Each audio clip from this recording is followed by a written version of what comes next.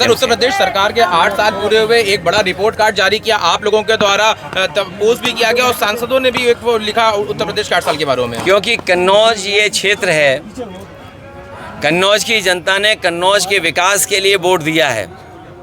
मैं कन्नौज की जनता को एक बार फिर भरोसा दिलाता हूँ, ये जो 8 साल काटे हैं, ये जो 8 साल कटे हैं, इसने विकास से कन्नौज को काट दिया। ये जो 8 साल की उपलब्धि गिना बता रहे हैं, इतनी लूट, इतना भ्रष्टाचार कभी नहीं हुआ कि जब 8 साल पूरे हुए तो उत्तर प्रदेश की पुलिस को ही अपने आईएएस को पकड़ने के लिए भेजना पड़ रहा है, उसके नहीं पड़ रही है।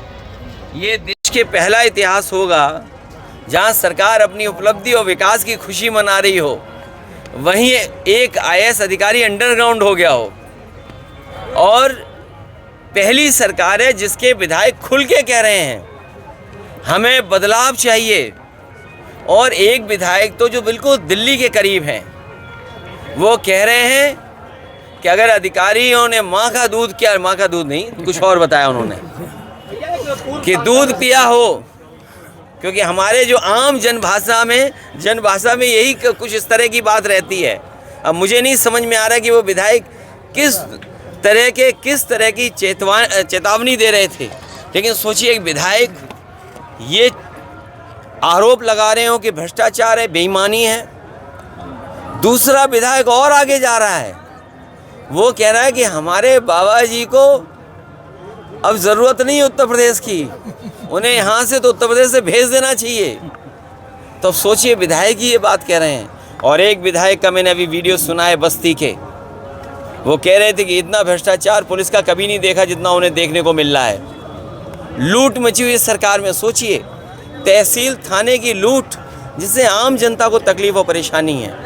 इसलिए जो 8 साल का नारा दे रहे हैं, इनके सामने इतने सवाल हैं जिसका वो जवाब नहीं देना चाहते हैं, तभी प्रेस के लोगों से बात ही नहीं करते हैं। प्रेस के लोग सवाल पूछना चाहें तो प्रेस के किसी भी सवाल का सरकार जवाब नहीं देना चाहती है। योगी जी ने कहा कि कृष्ण जन्मभूमि को लेकर कहा है उन्होंने कि अगर कोर्ट मामला ना होता तो अब तक मंदिर बन चुका होता। ये जो विदाई की भाषा है ना, ये विदाई का समय है। जनता ने मन बना लिया है कि ऐसी सरकार जिसने विकास रोका हो, जिसने तरक्की रोकी हो, जिसने नौकरी रोजगार रोका हो, जिसने महंगाई बढ़ाई हो, जिसने अन्याय किया हो, जिसने किसानों की दुख तकलीफ न समझी हो। सोचिए, आप किसान इस आस में बैठा था कि उसकी आय दोगुनी होगी, किसी की आय दोगुनी नहीं हुई, और सरकार कह रही है कि हमने पर व्यक्ति आय बढ़ा दी।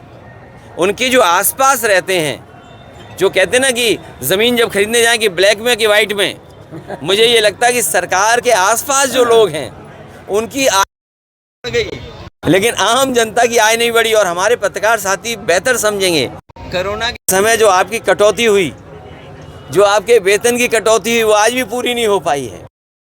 आय दोगुनी जब हमारे पत्रकारों की नहीं हो रही है, तो किसानों की नहीं हुई, तो सरकार में जो आसपास रहते हैं मुख्यमंत्री जी, उनकी तो आय दोगुनी हो गई होगी।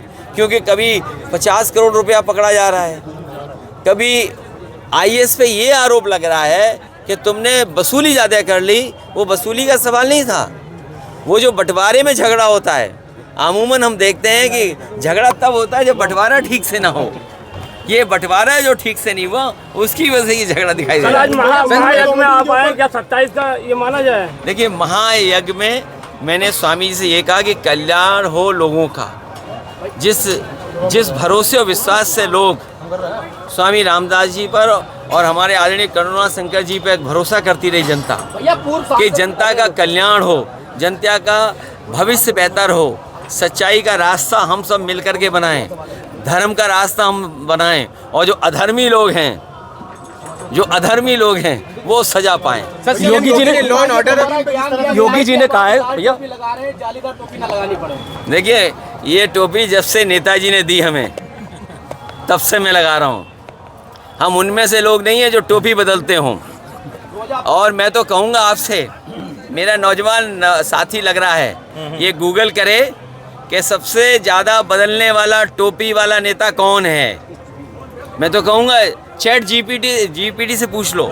और एक नया और आया AI, एक नया AI और आया है। अगर उस पर टाइप करके कहोगे कि उस नेता को हमें दिखाओ और बताओ जो नेता सबसे ज़्यादा टोपी बदलता है, तो अपने आप आपको पता लग जाएगा कि कौन वो नेता निकलेगा जो सबसे ज़्यादा टोपी बदलता है। योगी जी ने कहा भैया कि जितना हिंदू क्या चीज़? जितना हिंदू सुरक्षित है उतना मुस्लिम भी सुरक्षित है प्रदेश में। अच्छा, हमारे मुख्यमंत्री जी ये बताएं उनकी कुर्सी सुरक्षित है कि नहीं है? कहीं ऐसा तो नहीं कि हिंदू मुसलमान की जो अब सुरक्षा की भावना जाग रही है, कहीं ऐसा तो नहीं कि उनकी कुर्सी डगमगा रही हो? याद होगा जब उन्होंने एक बार योग किया था, कैसे एक टांग पे डगमगा रहे थे। कहीं ऐसा तो नहीं कि उनकी कुर्सी डगमगा रही हो, इसलिए वो कह रहे हो कि हमारे सब भाईचारा बहुत अच्छा है। भैया मुंबई के कॉमेडी पे जिस तरह से हमला हुआ है, उस तरह से देखा जाए आपके ऊपर भी कई तरह के हुए, लेकिन इस तरह से देखिए ये जो हंसी मजाक है, हालांकि हंसी मजाक की एक सीमा होती है और भारतीय जनता पार्टी कोई सीमा नहीं रखी। ये जो हमारे हास्य कलाकार हैं, कॉमेडी वाले जो कलाकार हैं, वो लगता है भारतीय जनता पार्टी के पद चिन्हों पे चल रहे हैं, क्योंकि भारतीय जनता पार्टी भी कोई सीमा नहीं रखती। उनके नेताओं की आपने भाषा सुनी होगी, और कन्नौज से बेहतर कौन नहीं जानता कि आपने भी सुनी होगी।